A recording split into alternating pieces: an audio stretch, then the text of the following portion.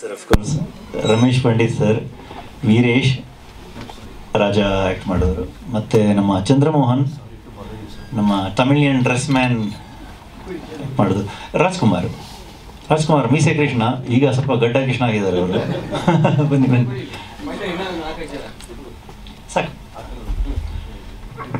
Okay, ಮುಖ್ಯವಾಗಿ ಇದು ಒಂದು ಸ್ಟ್ಯಾಂಡಲೋನ್ ಕಿರುಚಿತ್ರ ಅಲ್ಲ, ಇದು ನನಗೆ ಒಂದು ಫೀಚರ್ ಫಿಲ್ಮಿದ ಐಡಿಯಾ ಬಂದಿದ್ದು. ಅದು ಮಾಡೋದಕ್ಕೆ ಸ್ವಲ್ಪ ಅಂದರೆ ನನಗೆ ಆವಾಗಲೇ 2 ವರ್ಷ ಮುಂಚೆ, ಆವಾಗಲೇ 54 ವರ್ಷ ಆಗಿತ್ತು. ಹಾಗೆ ಅದರ ಐಡಿಯಾ ತಗೊಂಡು ನೆರೇಷನ್ಗೆ ಅಪಾಯಿಂಟ್ಮೆಂಟ್ ಕೇಳೋದು, ಅದು ನನಗೆ ತುಂಬ ಅಂದರೆ 27 ವರ್ಷ ಆಯ್ತು ನಾನು ಇಂಡಸ್ಟ್ರಿಯಲ್ಲಿ ಇದ್ಕೊಂಡು. ಎಷ್ಟು ಕಷ್ಟ ಇದೆ ಅಂತ ಗೊತ್ತು. ಅಂದರೆ ಬರೀ ತಲೆಯಲ್ಲಿ ಐಡಿಯಾ ಇಟ್ಕೊಂಡು ಸ್ಕ್ರಿಪ್ಟ್ ಬರೆದಾದ್ಮೇಲೆ ಫೀಚರ್ ಫಿಲ್ಮ್ ಮಾಡೋದಕ್ಕೆ ಪಿಚ್ ಹೇಗೆ ಮಾಡ್ತಾರೆ ಅಂತ ಸ್ವಲ್ಪ ಬೇಗ ಐಡಿಯಾ ಇದೆ. ಹಾಗಾಗಿ ಈ 54ನೇ ವಯಸ್ಸಿನಲ್ಲಿ ನನಗೆ ಸ್ಕ್ರಿಪ್ಟ್ ಇಟ್ಕೊಂಡು ಅಥವಾ ನೆರೇಷನ್ ಕೇಳಿ ಅಪಾಯಿಂಟ್ಮೆಂಟ್ ಕೇಳಿಕೊಂಡು ಆ ರೂಟಲ್ಲಿ ಹೋಗದೆ, ನಾವೊಂದು ಪ್ರೂಫ್ ಆಫ್ ಕಾನ್ಸೆಪ್ಟ್ ಅಂತಾರಲ್ಲ, ಒಂದು ಪೈಲಟ್ ಅಂತ, ಹಾಗೆ ಒಂದು ಇದು ಆ್ಯಕ್ಟ್ 1 3 ಆ್ಯಕ್ಟಲ್ಲಿ ಆ್ಯಕ್ಟ್ 1 ಇಡೀ ಸಿನಿಮಾದ ಐಡಿಯಾದ್ದು. ಹಾಗೆ ಅದನ್ನು ಮಾಡೋಣ ಅಂತ ನಮ್ಮ ಸ್ನೇಹಿತರೆಲ್ಲ ತುಂಬ ಸಹಾಯ ಮಾಡಿದರು, ಎಸ್ಪೆಷಲಿ ನಮ್ಮ ಎಕ್ಸಿಕ್ಯೂಟಿವ್ ಪ್ರೊಡ್ಯೂಸರ್ ಗಣೇಶ್ ಶೆಟ್ಟಿ ಅವರೆಲ್ಲ. ಹಾಗೆ ಮತ್ತು ಇದು ಆ 76ರಿಂದ 85ರ ಕಾಲವಾದ್ದರಿಂದ ನಾವು 16mm ನೆಗೆಟಿವಲ್ಲಿ ಶೂಟ್ ಮಾಡಲಿಕ್ಕೆ ಡಿಸೈಡ್ ಮಾಡಿದ್ವಿ. ಹಾಗೆ ಸ್ವಲ್ಪ ಕಷ್ಟ ಆಯಿತು, ಆದ್ರೂ ಅದು ವರ್ತ್ ಅಂತ ಅನಿಸ್ತು ಅದು ಪ್ರೋಸೆಸ್ ಎಲ್ಲ ಮಾಡಿದ್ರಿಂದ. ಯಾಕಂದರೆ ಎಷ್ಟವರೆಗೆ ಅಂದರೆ ಒಂದು ಪ್ರೈವೇಟ್ ಸ್ಕ್ರೀನಿಂಗಲ್ಲಿ ಬಾಂಬೆನಲ್ಲಿ ಒಬ್ಬರು ಎಡಿಟರ್ ಕೇಳಿದ್ರು, ಇದು ಯಾವಾಗ ಶೂಟ್ ಮಾಡಿದರು ಅಂತ. ನಾನು ಹೇಳಿದೆ, ಸುಮ್ಮನೆ 35 ವರ್ಷ ಮುಂಚೆ ಯಾರು ಮಾಡಿದರು, ನಾವು ಸುಮ್ಮನೆ ಎಡಿಟ್ ಮಾಡಿದ್ವಿ ಅಂದೆ. ಹಾಗೆ ಅಂದರೆ ಆ ಕಾಲಘಟ್ಟಕ್ಕೆ ಕರ್ಕೊಂಡು ಹೋಗ್ಲಿಕ್ಕೆ ಏನೇನು ಮಾಡೋಕ್ಕಾಗತ್ತೆ ಎಲ್ಲ ಮಾಡಿದ್ವಿ ನಾವು. ಕಾಸ್ಟ್ಯೂಮ್ ಇರಲಿ, ಆರ್ಟ್ ಡೈರೆಕ್ಷನ್ ಇರಲಿ. ನಮ್ಮ ಶಶಿಧರ್ ಅಡಪ್ಪ ಸರ್ ಅನ್ಫಾರ್ಚುನೇಟ್ಲಿ ಅವರು ಮಂಗಳೂರಲ್ಲಿದ್ದಾರೆ, ಹಾಗೆ ಬರಲಿಕ್ಕಾಗಲಿಲ್ಲ. ಅವರು ಅಂದರೆ ಎಲ್ಲರೂ ಕೈಗೊಡಿಸಿದರು. ನನ್ನ ತಲೆಯಲ್ಲಿ ಬಂದ ಐಡಿಯಾದ ಆದ್ರೂ ನನ್ನ ಒಂದು 25 ವರ್ಷದ ಅನುಭವನೆಲ್ಲ ಅದರಲ್ಲಿ ಹಾಕಿದೆ ನಾನು. ಮತ್ತು ಆ ಜರ್ನಿಯಲ್ಲಿ ಸಿಕ್ಕಿದ ಫ್ರೆಂಡ್ಸ್ ಎಲ್ಲ ತುಂಬ ಸಹಾಯ ಮಾಡಿದರು. ಅದರಿಂದಾಗಿ ಇದು ಮಾಡೋಕ್ಕೆ ಸುಲಭ ಆಯಿತು. ಹಾಗೆ ಅದು ಮಾಡ್ತಾ ಇರುವಾಗ ಸ್ವಲ್ಪ ನಾವು ಫೋಕಸ್ ಗ್ರೂಪ್ ಸ್ಕ್ರೀನಿಂಗ್ ಮಾಡ್ತಾ ಇದ್ವಿ. ಆಗ ಒಬ್ಬ ಡೈರೆಕ್ಟರು ದಯಾಲ್ ಪದ್ಮನಾಭ್ ಅವರು ಸಜೆಸ್ಟ್ ಮಾಡಿದರು, ಇಂಡಿಯನ್ ಪಾನೋರಮಕ್ಕೆ ಯಾಕೆ ಇದು ಎಂಟ್ರಿ ಕಳಿಸಲ್ಲ ಅಂತ. ಇಲ್ಲ ಸರ್, ನಾವು ಮಾಡಿದ ಪರ್ಪಸೇ ಬೇರೆ. ಇದನ್ನು ಫೀಚರ್ ಫಿಲ್ಮ್ ಮಾಡೋದಕ್ಕೆ ನಮ್ಮ ಟೀಮ್ನ ಕೇಪಬಿಲಿಟಿ ಏನು ಅದನ್ನು ತೋರಿಸೋದಕ್ಕೆ ನಾವು ಇದನ್ನು ಮಾಡಿದ್ದು. ಫೆಸ್ಟಿವಲ್ ಅಲ್ಲ ನೀವು ಕಳಿಸಿ ಅಂದರು. ಇದು ಒಳ್ಳೆ ಒಂದು ಸ್ಟ್ಯಾಂಡಲೋನ್ ಶಾರ್ಟ್ ಫಿಲ್ಮ್ ಥರ ಕಾಣಿಸುತ್ತೆ, ಯಾಕೆ ಕಳಿಸಲ್ಲ ಅಂದರು. ಹಾಗೆ ನಾವು ಅರ್ಜೆಂಟಲ್ಲಿ ಫಿನಿಶ್ ಆಗಿರಲಿಲ್ಲ ಆವಾಗಲೂ, ಆಗಸ್ಟ್ 2022ನಲ್ಲಿ ನಾವು ಮತ್ತೆ ಅಲ್ಲೇ ಮಾಡಿ ಒಂದು 39 ನಿಮಿಷ ಕಟ್ ಮಾಡಿ ಕಳಿಸಿದ್ವಿ. ಅದು ಲಕ್ಕಿಲಿ ಇಂಡಿಯನ್ ಪಾನೋರಮಲ್ಲಿ ಸೆಲೆಕ್ಟ್ ಆಯಿತು. ಆಗ ಅದು ಸೆಲೆಕ್ಟ್ ಆಗಿದ್ದೇ ಇನ್ನೊಬ್ಬರು ಸಲಹೆ ಕೊಟ್ಟರು, ನೀವು ಇದರದ್ದೊಂದು ಡಿಸೆಂಬರ್ 31ರೊಳಗೆ ಸೆನ್ಸಾರ್ ಮಾಡಿಸಿ ಆವಾಗ ಈ ನ್ಯಾಷನಲ್ ಅವಾರ್ಡ್ಸಿಗೆ ಕಳಿಸ್ಬೋದು, ಯಾಕಂದರೆ ನಿಮಗೆ ಪನೋರಮಾ ಸೆಲೆಕ್ಟ್ ಆಗಿದ್ದರಿಂದ ಸ್ವಲ್ಪ ತೂಕ ಸ್ವಲ್ಪ ಜಾಸ್ತಿ ಇರುತ್ತೆ ಅಂದರು. ಆಯಿತು ಅಂತ ಅದನ್ನು ಮಾಡಿಸ್ಬಿಟ್ವಿ. ಅದು ಯಾವುದಕ್ಕೂ ಯೂಸ್ ಬಂದಿಲ್ಲ. ಇದಕ್ಕೆ ಮೊನ್ನೆ ಜನವರಿಯಲ್ಲಿ ಎಂಟ್ರಿ ಕಳಿಸುವಾಗ ಕಳಿಸ್ಬಿಟ್ಟು ಒಂದು ಫೆಬ್ರವರಿ ಮಾರ್ಚ್ ತನಕ ಬ್ಯಾಕ್ ಆಫ್ ದ ಮೈಂಡ್ ಇತ್ತು, ಕಳಿಸಿ ಏನಾಯಿತು, ಯಾರು ನೋಡಿದಾರೋ ಇಲ್ವೋ ಏನು ಅಂತ. ಆಮೇಲೆ ಮರೆತೇ ಹೋಗಿದ್ದೆ. ಕೊನೆಗೆ ಮೊನ್ನೆ ಬಂದಾಗ ಸರ್ಗೆ ಫಸ್ಟಿಗೆ ಬಂತು ಅಂತ ಗೊತ್ತಾಯಿತು. ಅವರಿಗೆ ಕಂಗ್ರ್ಯಾಚುಲೇಟ್ ಮಾಡಿದೆ. ಮಾಡಿ 15 ನಿಮಿಷ ಆದಮೇಲೆ ಅವರೇ ಫೋನ್ ಮಾಡಿ ನಂಗೆ ಕಂಗ್ರ್ಯಾಚುಲೇಟ್ ಮಾಡಿದರು, ನಿಮಗೂ ಬಂದಿದೆ ಒಂದು ಅಂತ. ಹಾಗೆ ಈಗ ಅದು ಈಗ ನಾವು ಬೇರೆ ಪ್ರೊಡ್ಯೂಸರ್ಗಳಿಗೆ ಪಿಚ್ ಮಾಡಬೇಕು ಅಂತಿದ್ದೀವಿ. ಈಗ ಸ್ವಲ್ಪ ಅಂದರೆ ಅವೇರ್ನೆಸ್ ಕ್ರಿಯೇಟ್ ಆಗಿದೆ, ಮಧ್ಯಂತರ ಅಂತ ಒಂದು ಇದೆ ಎಂದು ಸುಮಾರು ಕ್ಯೂರಿಯಾಸಿಟಿ ಇರ್ಬೋದು. ಹಾಗೆ ನಾವೀಗ ಪ್ರೊಫೆಷನಲಿ ಅದನ್ನು ಪರ್ಸ್ಯೂ ಮಾಡ್ತಾ ಇದ್ದೀವಿ. Thank you sir. ನಿಮಗೇನಾದರೂ ಹೇಳೋದಿದ್ರೆ ಕೇಳೋದಿದ್ರೆ? ಹೌದು, ಅದಕ್ಕೋಸ್ಕರ ನಾವು ಇದು ಪ್ರೂಫ್ ಆಫ್ ಕಾನ್ಸೆಪ್ಟ್ ಅಂತ ಮಾಡಿದ್ದು. ಇದು ಆ್ಯಕ್ಟ್ 1, ಇದು ಕಥೆ ಇಲ್ಲಿಂದ ಶುರು ಆಗುತ್ತೆ ಈಗ. ಹೌದು, ಇದೊಂದು ಜರ್ನಿ ಇಲ್ಲಿ ತನಕ ಏನು ನೋಡಿದ್ದೀರಿ, ಅಲ್ಲಿಂದ ಮತ್ತೆ ಅವರ ಜರ್ನಿ ಶುರು ಆಗುತ್ತೆ, ಕತೆ ಆ್ಯಕ್ಚುಲಿ ಶುರು ಆಗುತ್ತೆ. ಅದು ಪ್ರೋಸೆಸ್ ಈಗ ಪಿಚ್ ಹಂತದಲ್ಲಿದೆ. ಪ್ರೊಡ್ಯೂಸರ್ಗೆ ಪಿಚ್ ಮಾಡ್ತಾ ಇದ್ದೀವಿ ನಾವು. ಹೌದು,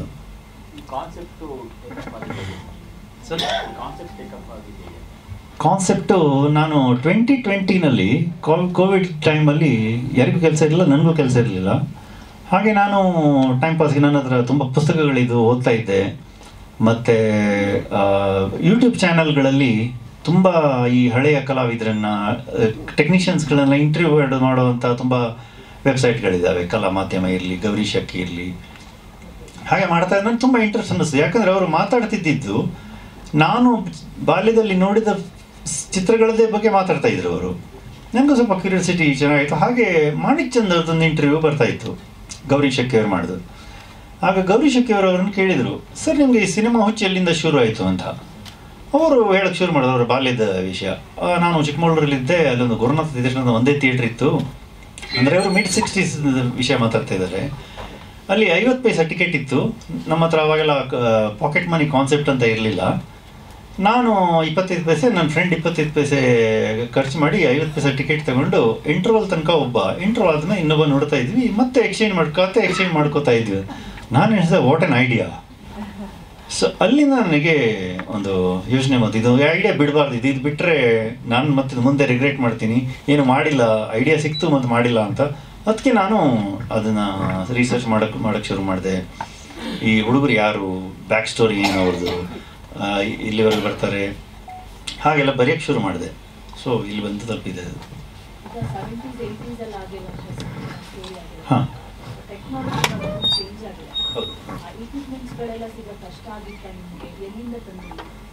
ಹೌದು, ತುಂಬ ಕಷ್ಟ ಆಯಿತು. ಯಾಕಂದರೆ ಅವೆಲ್ಲ ಒಂದು ಕೆ ಜಿ ಲೆಕ್ಕದಲ್ಲಿ ಮಾರಿದ್ದಾರೆ ಎಲ್ಲರೂ. ಅಂದರೆ ಅದು ವೇಸ್ಟ್. ಈಗ ಎಲ್ಲ LED ಲೈಟ್ ಬಂದುಬಿಟ್ಟು ಫ್ರೆಸ್ನಲ್ ಲೈಟ್ ಅಂತೀವಲ್ಲ, ಬೇಬಿ ಮಲ್ಟಿ-20 ಅದೆಲ್ಲ ಈಗಿಲ್ಲ. ಆದರೆ ಯಾರೋ ಒಬ್ಬರು ಮೂಲೆಯಲ್ಲಿ ಹಾಕಿದ್ರು, ಅದನ್ನೆಲ್ಲ ತೊಗೊಂಬಂದ್ವಿ. ಮತ್ತು ಮ್ಯಾನ್ಯುವಲ್ ಕ್ರೇನ್ ಇತ್ತು, ಯಾರು ಈಗ ಅದನ್ನು ಯೂಸ್ ಮಾಡಲ್ಲ, ಎಲ್ಲ ಜಿಮ್ಮಿ ಯೂಸ್ ಮಾಡೋದು, ಅದನ್ನ ಸೋರ್ಸ್ ಮಾಡಿದ್ವಿ. ಮತ್ತು ಅಲ್ಲಿ ಕಾಣುತ್ತಲ್ಲ ಮಿಶೆಲ್ ಕ್ಯಾಮ್ರಾ, ಮೇಡಮ್ ಅವ್ರದ್ದು ತುಂಬ ಫಿಲ್ಮ್ ಅದರಲ್ಲಿ ಕಂಠೀರವಾದಲ್ಲಿ ಶೂಟ್ ಆಗಿರ್ಬೋದು. ಆ ಕ್ಯಾಮ್ರಾ ಅದು ಮೂಲೆಯಲ್ಲಿತ್ತು. ಅವರೇ 8 ವರ್ಷ ಆಯಿತು ಆ ರೂಮಿನ ಬೀಗ ತೆಗೆದಿದೆ.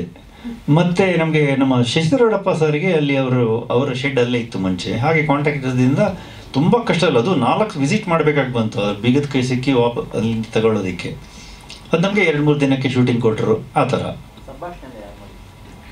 ನಾನೇ ಮಾಡಿದ್ದು, ನಾನೇ ಬರೆದಿದ್ದು. ಅದನ್ನು ಫಸ್ಟ್ ಇಲ್ಲ, ಅದು ಆ ಡೈಲಾಗ್ ಆ್ಯಕ್ಚುಲಿ ಮೀಸೆ ಕೃಷ್ಣ ಅಂತ ಅವರೊಬ್ರು ಇದ್ದರು, 40 ವರ್ಷ ಇದಾರಲ್ಲ, ತೀರ್ಕೊಂಡಿದ್ದಾರೆ ಅವರು. 40 ವರ್ಷ ಕನ್ನಡ ಇಂಡಸ್ಟ್ರಿನಲ್ಲಿ ಡ್ರೈವರ್ ಆಗಿ ಕೆಲಸ ಮಾಡಿದವರು. ಇದು ಈ ಒನ್ ಆಫ್ ದ ಇಂಟರ್ವ್ಯೂಸ್ ಕಲಾ ಮಾಧ್ಯಮದವರು ಹೇಳಿದ್ದಾರೆ ಇದನ್ನು. ಸೊ ಇದು ನನ್ನ ಇಮ್ಯಾಜಿನೇಷನ್ ಅಲ್ಲ. ಓಕೆ, ಇನ್ನೊಂದು ಕ್ವೆಶನ್ ಆನ್ಸರ್. ಅದರಲ್ಲಿ ಫಸ್ಟ್ ಫೇಸ್ ಇದೆ ಅಲ್ಲ, ದಾವಣಗೆರೆಯಿಂದ ಬಂದ ಹುಡುಗರು, ಅವರ ಡೈಲಾಗ್ಗಳೆಲ್ಲ ನಾನು ಬರೆದ ಡೈಲಾಗು. ಅದನ್ನು ದಾವಣಗೆರೆ ಮಾಡಿದ್ದು ವೀರೇಶ್ ಅವರು, ದಾವಣಗೆರೆಯವರು. ನಾನು ಒಂದು ಅನ್ಕೋತಾ ಇದ್ದೆ, ಅಂದರೆ ನಂದು ಫುಲ್ ಮಿಕ್ಸ್ಡ್ ಕನ್ನಡ. ನಮ್ಮ ತಂದೆ ಟ್ರಾನ್ಸ್ಫರಬಲ್ ಜಾಬ್ ಆಗಿದ್ದರಿಂದ ನಾವು ರಾಯಬಾಗಿಂದ ಬಂಟ್ವಾಳ, ಶಿವಮೊಗ್ಗ, ಚಿಕ್ಕಮಗಳೂರು, ಮತ್ತು ಡೆಲ್ಲಿ ನಾನಿರೋದು 27 ವರ್ಷದಿಂದ. ಮತ್ತು ನನ್ನ ಕನ್ನಡ ಎಲ್ಲ ನಾನು ಫಿಲಮಲ್ಲಿ ನೋಡಿದ್ದು ಅಥವಾ ಕತೆ ಪುಸ್ತಕದಲ್ಲಿ ಓದಿದ್ದು, ಆ ಕನ್ನಡ ಮಿಕ್ಸ್ ಆಗಿಬಿಟ್ಟಿದ್ದು. ಹಾಗೆ ನನಗೂ ಅದು ಅದ್ರಲ್ಲಿ ಸಮಾಧಾನ ಇರಲಿಲ್ಲ, ಯಾವುದಾದ್ರು ಒಂದು ಕನ್ನಡ ಬೇಕು ಅಂತ.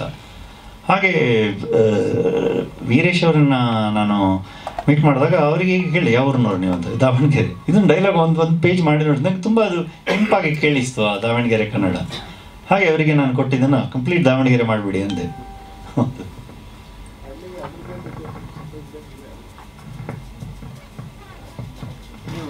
ಕೇಳ್ಬೋದು ಸರ್. ಇಬ್ಬರು ಡೈರೆಕ್ಟ್ ಮಾಡ್ತಾರೆ. ನಿಮ್ಮ ಕಥೆ ಸರ್ ಯಾರು ಇಲ್ಲ ಇಲ್ಲ ಇಲ್ಲ ಸರ್, ನಿಂದಲ್ಲ. ನಾನು ಡೈರೆಕ್ಷನ್ ಮಾಡಿದ್ದು ಫಸ್ಟ್ ಟೈಮ್ ಲೈಫಲ್ಲಿ. ನಾನು ಪ್ರೊಡಕ್ಷನ್ ಮಾಡ್ತಾ ಇದ್ದೆ.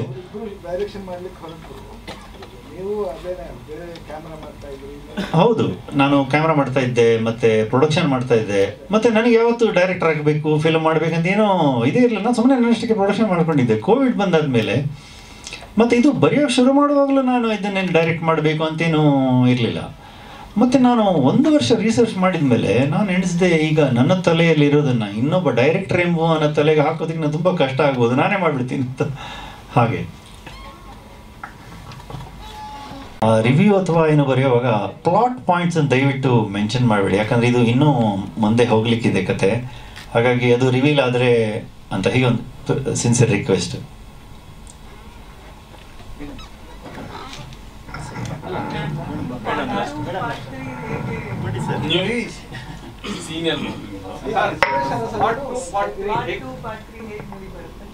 ಚೆನ್ನಾಗಿ ಮೂಡಿಬರುತ್ತೆ ಅಂತ ಹೇಳ್ಬೋದು. ಅಂದರೆ ಅದು ಅಂದರೆ ಈಗ ಏನು ಹೇಗೆ ಹೇಳಬೇಕು, ಇಲ್ಲ ಇನ್ನು ಆ್ಯಕ್ಟ್ 2 ಆ್ಯಂಡ್ ಆ್ಯಕ್ಟ್ 3 ಒಂದು 4 ವರ್ಷದ ಕತೆ ಇದೆ. ಸೊ ಬೇಸಿಕಲಿ ಈಗ ನಾವು ಒಂದು ಜಸ್ಟ್ ಕಾರ್ ಅಂತ ಎಣಿಸಿ ಇದೊಂದು ಫಸ್ಟ್ ಗೇರ್ ಹಾಕಿದ್ದೀವಿ. ನೆಕ್ಸ್ಟ್ ನಾವು second gear, third gear, final gear ಬರುವಾಗ ಕತೆ ಎಲ್ಲ ಬರೆದಿಟ್ಟಿದ್ದೀವಿ. ಸ್ಕ್ರಿಪ್ಟು ಪ್ರೋಸೆಸ್ಸಲ್ಲಿದೆ. ಒಂದು ಪ್ರೊಡ್ಯೂಸರ್ ಸಿಕ್ಕಿದ್ರೆ ಸಾಕಷ್ಟು. ಇಲ್ಲ ಇದು ಈ ಫಿಲ್ಮ್ ಎಂಡ್ ಆಗಿದ್ದು 85ನಲ್ಲಿ, 76ಅಲ್ಲಿ ಶುರು ಆಗಿದ್ದು ಬಡವರ ಬಂದು, ಅದರಲ್ಲಿ ಮೇಡಮ್ ಹೀರೋಯಿನು. ಮತ್ತು 85ಅಲ್ಲಿ ಎಂಡ್ ಆಗಿದೆ, 89 ತನಕ ಹೋಗುತ್ತೆ. ಅವರ ಇಬ್ಬರು ಮತ್ತೆ ಏನು ಮಾಡ್ತಾರೆ ಅಂತ ಅದ್ರ ಬಗ್ಗೆ. ಹೌದು, ಕರೆಕ್ಟ್. ಅವ್ರದ್ದು ಅಡ್ವಾಂಟೇಜ್, ಅವ್ರು ತುಂಬ ಇನ್ನೋಸೆಂಟ್ ಇದ್ದಾರೆ. ಇಲ್ಲಿದ್ರೆ ಮಾಣಿಕ್ಚಂದ್ ಜೊತೆ ಎದುರುಗಡೆ ಕೂತು ನೆರೇಷನ್ ಕೇಳೋದು, ಅಲ್ಲಿ ಕೂತು ಸರ್ ಅರ್ಧ ಮಾಡ್ತಾನೆ ಅಂತ ಹೇಳೋದಕ್ಕೆ ಒಂದು ಬಂಡ ಧೈರ್ಯ ಬೇಕು. ಧೈರ್ಯ ಅಲ್ಲ, ಅವ್ರದ್ದು ಇನ್ನೋಸೆನ್ಸ್ ಅದು. ಹಾಗಾಗಿ ಅಷ್ಟು ಇನ್ನೋಸೆನ್ಸ್ ನಂತರ ಮತ್ತೆ ಈಗ ಪ್ರೊಡ್ಯೂಸರ್ಸ್ ತುಂಬ ಇದ್ದಾರೆ, ಯಾರನ್ನು ಮೀಟ್ ಮಾಡೋದು ಅಂದರೆ ಫಿಲ್ಮ್ ಮಾಡೋದು ತುಂಬ ಇದ್ದಾರೆ. ಆಗ ಇಡೀ ವರ್ಷದಲ್ಲಿ 10-15 ಫಿಲ್ಮ್ ಬರ್ತಾಯಿತ್ತು. ಈಗ ನಿಮಗೆ ಗೊತ್ತಿದೆ 150-200 ಬರ್ತಾ ಇದೆ. ಹಾಗಾಗಿ ಮಾಡ್ತಾ ಇದ್ದೀನಿ ಸರ್. ಸರ್, ಸಾಮಾನ್ಯ ಈ ತರ ಕತೆ ಬಂದಾಗ ನಮ್ಮ ಮನಸ್ಸು ಸಾಕಷ್ಟು ಸಿನಿಮಾಗಳನ್ನ ನೋಡಿದ ಕಾರಣನೇ ಏನೋ ಒಂದು ಲೆಕ್ಕಾಚಾರಕ್ಕೆ ಬರುತ್ತೆ. ಈಗ ಅಲ್ಲೊಂದು ಕಾನ್ಫ್ಲಿಕ್ಟ್ ಕ್ರಿಯೇಟ್ ಆಗ್ಬೋದು, ಈಗ ಇಲ್ಲಿ ಈ ಥರದ ಇದು ಬರ್ಬೋದು, ಇನ್ನೊಂದು ಇದ್ರ ಸನ್ನಿವೇಶ ಬರ್ಬೋದು. ಬಟ್ ಇದು ಅದು ಯಾವುದು ಇಲ್ಲದೆ ಇದನ್ನ ನರೇಟ್ ಮಾಡಿದ್ರೆ ಏನದು ಪರ್ಪಸ್ಫುಲಿ ಮಾಡಿದ್ದ ಆರ್ಗ್ಯಾನಿಕ್ ಆಗಿ ಆಯ್ತಾ? ಎರಡು. ಯಾಕಂದರೆ ನಾವು ತುಂಬ ತಲೆ ಇದು ಮಾಡಿದ್ದೀವಿ, ಇದರಲ್ಲಿ ಕಾನ್ಫ್ಲಿಕ್ಟ್ ಇಲ್ಲ ಅಂತ. ಯಾಕಂದರೆ ನಮ್ಮ ಕಾನ್ಫ್ಲಿಕ್ಟ್ ಶುರು ಆಗೋದು ಇಲ್ಲಿಂದ, ನಮ್ಮ ಈ ಪಾಯಿಂಟಿಂದ ಕಾನ್ಫ್ಲಿಕ್ಟ್ ಶುರು ಆಗೋದು. ಅದಕ್ಕೆ ನಾವು ಜಬರ್ದಸ್ತಿ ತುರ್ಕೋದು ಬೇಡ ಅಂತ ನಾವು ಹಂಗೆ ಬಿಟ್ವಿ. ಮತ್ತು ನಿಮಗೆ ಯಾಕೆ ಅನಿಸುತ್ತಂದರೆ ಈಗ ಬರ್ಬೋದು ಈ ಅವನೇನಾದ್ರು ಮಾಡ್ತಾನೆ ಈಗ ಅಂತ, ಆ ಥರ ಅದು ಬರೋದು. ಯಾಕಂದರೆ we are so used to conflicts. Film ಅಂದರೆ ಕಾನ್ಫ್ಲಿಕ್ಟ್ ಬೇಕೇ ಬೇಕು ಅಂತ. ಅದು ನನಗೆ ನಾನು ಎಷ್ಟು ಫಿಲ್ಮ್ ಮಾಡಿದ್ದೀನಿ, ಕಾನ್ಫ್ಲಿಕ್ಟ್ ಇಲ್ಲ, ಆದರೂ ಎಂಜಾಯ್ ಮಾಡಿದ್ದೀನಿ ಅಲ್ವಾ? ಹೌದು. ಅದೊಂದು ಜರ್ನಿ. ಅದರಲ್ಲಿ ಕಾನ್ಫ್ಲಿಕ್ಟ್ ಇರಲೇಬೇಕಂತೇನು ಇದಿಲ್ಲ, ಏನು ರೂಲ್ಸ್ ಮಾಡಿಲ್ಲ ಯಾರು. ಹಾಗಾಗಿ ನಾವು ಇದರಲ್ಲಿ ಅಂದರೆ ಅದೊಂದು ಅವರ ಪ್ಲೇಟ್ ಎತ್ಕೊಳ್ಳುವಾಗ ಅವರ ಕರಿಯರ್ ಎಂಡ್ ಆಗ್ತಾ ಇರೋದು, ಅದೊಂದು ಚಿಕ್ಕ ಕಾನ್ಫ್ಲಿಕ್ಟ್ಗಳಿದ್ದಾವೆ. ಬಿಟ್ಟರೆ ನಾವು ಫೋರ್ಸಿಬಲಿ ಏನು ತುರ್ಕಕ್ಕೆ ಹೋಗಿಲ್ಲ ನಾವು. ಹೌದು, ಇನ್ನೇಗೂ ಕಾನ್ಫ್ಲಿಕ್ಟ್ ತುಂಬ ಇದ್ದಾವೆ, ಯಾಕೆ ಸುಮ್ಮನೆ ಪಾಪ ಇರಲಿ ಅಂತ.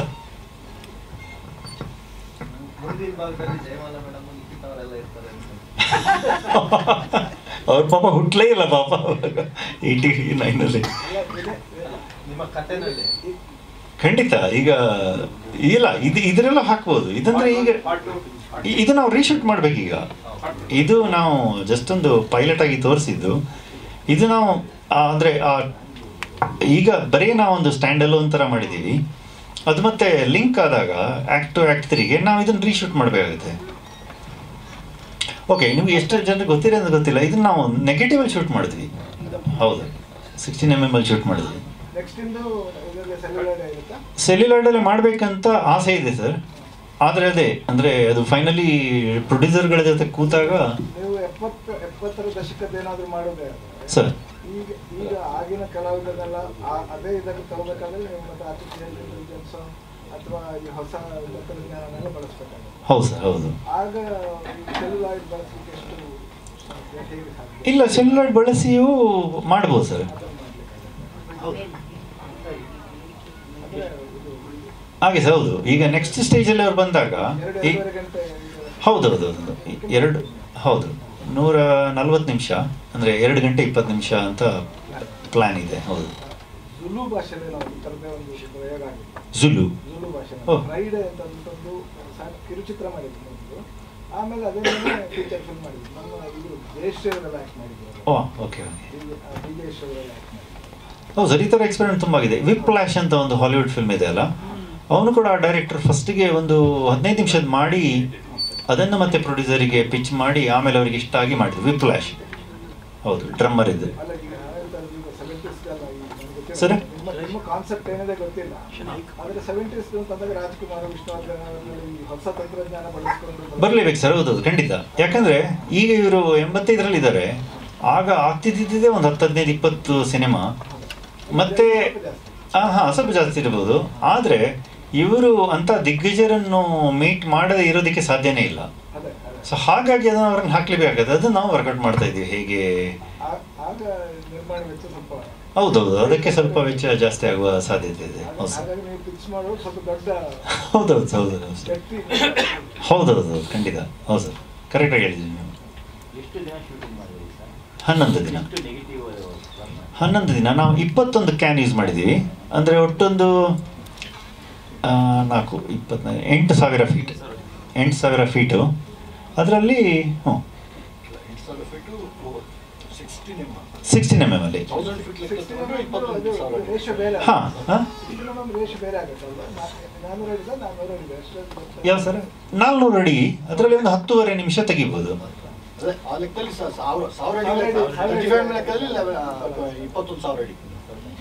ಕನ್ವರ್ಟ್ ಮಾಡಿದಾಗ. ಹೌದು ಸರ್, ನಿಮಗೆ ಸಂಕಲನ ಮಾಡ್ಬೇಕಾದ್ರೆ ಸವಾಲಾಗಿತ್ತು. ಇವಾಗ ಈಗಿನ ಪರಿಸ್ಥಿತಿಯಲ್ಲಿ ಎಲ್ಲ ಡಿಜಿಟಲ್ ಇಲ್ಲ, ನಿಮಗೆ ರೀಲ್ಸಲ್ಲಿ ಸಂಕಲನ ಮಾಡ್ಬೇಕಾದ್ರೆ ಹೇಗೆ? ಈಗಷ್ಟೇ ಆಗಮಿಸಿರುವ ಮುಖ್ಯಮಂತ್ರಿಗಳ ಮಾಧ್ಯಮ ಸಲಹೆಗಾರರಾದ ಶ್ರೀ ಪ್ರಭಾಕರ್ ಅವರಿಗೆ ಸ್ವಾಗತ ಕೋರ್ತಾ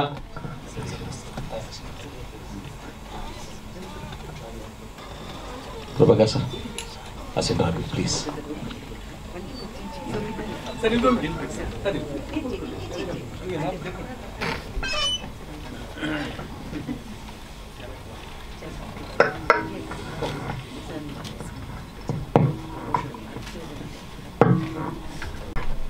ಜಯಮಾಲ ಮೇಡಮ್ ಮಾತು.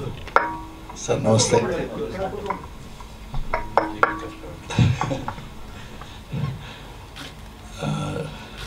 ಎಲ್ರಿಗೂ ನಮಸ್ತೆ.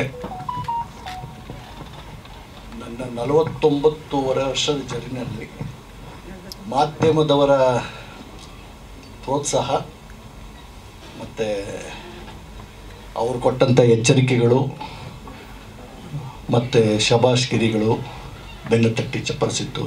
ಹಲವು ಹಿರಿಯರು ಇಲ್ಲ ಈಗ. ಅದರಲ್ಲಿ ಕೆಲವರು ಸುಬ್ರಾಯ್ ಸಾರು, ನಾರಾಯಣ ಮೂರ್ತಿಯವರು, ಅಶ್ವಥ್ ನಾರಾಯಣ ಅವರು, ಹಾಗೆ ಎಲ್ಲರೂ ಸಹೋದರ ಅಂದ್ಕೊಂಡು, ಮಗ ಅಂದ್ಕೊಂಡು ನನ್ನನ್ನು ಸಾಕಿದ್ದೀರ. 29 ವರ್ಷ ಆದಮೇಲೆ ಇಲ್ಲಿ ಇನ್ನೂ ಇದ್ದೀವಿ ಅನ್ನೋದಕ್ಕೆ ನಿಮ್ಮ ಪ್ರೋತ್ಸಾಹ ತುಂಬ ಜಾಸ್ತಿ ಇದೆ. ಇದನ್ನು ನೀವು ನಾನು ಬಂದಾಗಲಿಂದನೂ ನಾನು ಅಬ್ಸರ್ವ್ ಮಾಡ್ತಾ ಇರೋದೇನೆಂದರೆ, ಯಾವುದೇ ಒಂದು ಹೊಸ ಕೆಲಸ ಆದಾಗ ಮಾಧ್ಯಮದವರು ನಮ್ಮ ಬೆನ್ನು ತಟ್ಟಿದ್ದೀರ, ಸಿನಿಮಾದವ್ರನ್ನ ಬೆನ್ನು ತಟ್ಟಿದ್ದೀರ, ತಪ್ಪು ಮಾಡಿದಾಗ ತಿದ್ದಿದ್ದೀರ. ಅದಕ್ಕೆ ನಿಮ್ಮೆಲ್ರಿಗೂ ನಾನು ಸಿನಿಮಾ ಎಲ್ಲರ ಪರವಾಗಿ ನಿಮಗೆ ಕೃತಜ್ಞತೆ ಸಲ್ಲಿಸೋಕ್ಕೆ ಇಷ್ಟಪಡ್ತೀನಿ. Thank you. ಆಮೇಲೆ ನಿಮ್ಮ ಕ್ವಶನ್ಗೆ ಆನ್ಸರ್ ಮಾಡೋದಾದರೆ, ನನಗೆ ಯಾವತ್ತೂ ಯಾವುದೂ ಸವಾಲು ಅಂತ ಅನಿಸಿಲ್ಲ. ಇದು ಅಹಂಕಾರ ಅಲ್ಲ, ಕೆಲಸಕ್ಕೆ ಮೇಲೆ ಇರೋ ನನ್ನ ನಂಬಿಕೆ ಮತ್ತು ಅಪಾರವಾದ ಪ್ರೀತಿ, ಕೆಲಸದ ಮೇಲೆ ಇರೋ ಪ್ರೀತಿ. ಅದರಿಂದಾಗಿ ನನಗೆ ಯಾವತ್ತೂ ಸವಾಲು ಅನಿಸಿಲ್ಲ. ಒಂದು 5 ನಿಮಿಷ ಯೋಚನೆ ಮಾಡಿದ್ರೆ ಎಲ್ಲವೂ ಸಿಗ್ತಾ ಹೋಗುತ್ತೆ. ಆ ಯೋಚನೆ ಮಾಡಬೇಕಷ್ಟೇ. ತಾಂತ್ರಿಕ ನಾವು ಡಿಜಿಟಲಲ್ಲೇ ಎಡಿಟ್ ಮಾಡಿದ್ವಿ, ಡಿಜಿಟಲ್ಲೇ ಎಡಿಟ್ ಮಾಡಿ ಮತ್ತೆ ಕನ್ವರ್ಟ್ ಮಾಡಿದ್ವಿ. ಹಾಗಾಗಿ ಅಂಥ ಸಮಸ್ಯೆ ಏನೂ ಆಗಲಿಲ್ಲ ನಮಗೆ. Thank you. ಸೆಲ್ಯುಲಾಯ್ಡ್ ಅಂದರೆ ಶೂಟ್ ಮಾಡೋದು ಮತ್ತು ಕೆಮಿಕಲ್ ಪ್ರೊಸೆಸ್ ಥ್ರೂ ಹೋಗಿ ಹೊರಗೆ ನೆಗೆಟಿವ್ ಬರೋದು, ಅಲ್ಲಿ ತನಕ ಮಾತ್ರ ಸೆಲ್ಯುಲಾಯ್ಡ್. ಅದಾದಮೇಲೆ ನಾವು 2K ಸ್ಕ್ಯಾನ್ ಮಾಡಿ ಮತ್ತು ಸರ್ ಆಫ್ಲೈನ್ ಎಡಿಟ್ ಮಾಡಿ ಮತ್ತು 4K ಸ್ಕ್ಯಾನ್ ಮಾಡೋದು. ಅದನ್ನು ಜಸ್ಟ್ ಶೂಟ್ ಯಾವುದು ಫಿಲ್ಮಲ್ಲಿ ಬಂದಿದೆ ಆ ಪೋರ್ಷನ್ನ 4K ಸ್ಕ್ಯಾನ್ ಮಾಡೋದು. ಹಾಗೆ ಆದರೆ ಅದೊಂದು ಫೀಲ್ ಆ್ಯಂಡ್ ಮೂಡ್ ಇದೆಯಲ್ಲ, ಅದು ಬರುತ್ತೆ ನೋಡಿದಾಗಲೇ ಗೊತ್ತಾಗಿದೆ. ಅದರ ಗ್ರೈನ್ಸ್ ಇದೆಯಲ್ಲ, ಅದು ನಿಮಗೆ ಯಾವ ಗ್ರೇಡಿಂಗಲ್ಲೂ ತರಿಸೋದಕ್ಕೆ ಕಷ್ಟ.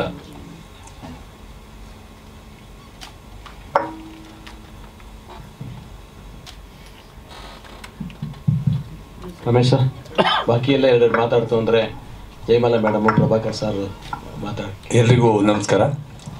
ದಿನೇಶ್ ಅವರು ಬಂದು ನನ್ನ ಹತ್ರ ಕತೆ ಹೇಳಿದ್ರು. ಹೇಳಿದ ತಕ್ಷಣ ಹೇಳಿದೆ, ನೀವು ಯಾವ ಪಾತ್ರ ಕೊಟ್ಟರು ಮಾಡ್ತೀನಿ, ಏನು ಬೇಕಾದ್ರೂ ಸಿದ್ಧ ಅಂತ. ಸೊ ಹಾಗಾಗಿ ನನಗೊಂದು ಪಾತ್ರ ಕೊಟ್ಟರು, ತುಂಬ ಇಷ್ಟ ಆಗಿದ್ದು. ಫಸ್ಟ್ ಅರ್ಧ ನಾನು ಡೈರೆಕ್ಟ್ ಮಾಡ್ತೀನಿ, ಸೆಕೆಂಡ್ ಅರ್ಧ ಇವನು ಡೈರೆಕ್ಟ್ ಮಾಡ್ತಾನೆ. ಅದು ತುಂಬ ಖುಷಿ ಕೊಡ್ತು.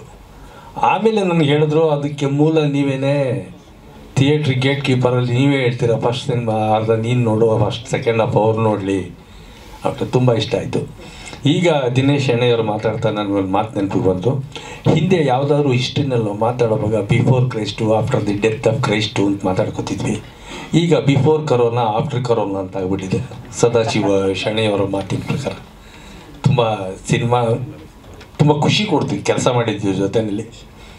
ದಿನೇಶ್ ಶೆಣೆಯವರು ಕೆಲಸ ತುಂಬ ಖುಷಿ ಕೊಡ್ತು. ಅದು ಯಾವುದೋ ಒಂದು ಹಳೇ ಥಿಯೇಟ್ರು ತುಂಬ ಅದನ್ನು ಥಿಯೇಟ್ರ್ ನೋಡಿದ್ರೆ ಖುಷಿ ಆಗ್ಬಿಡ್ತದೆ.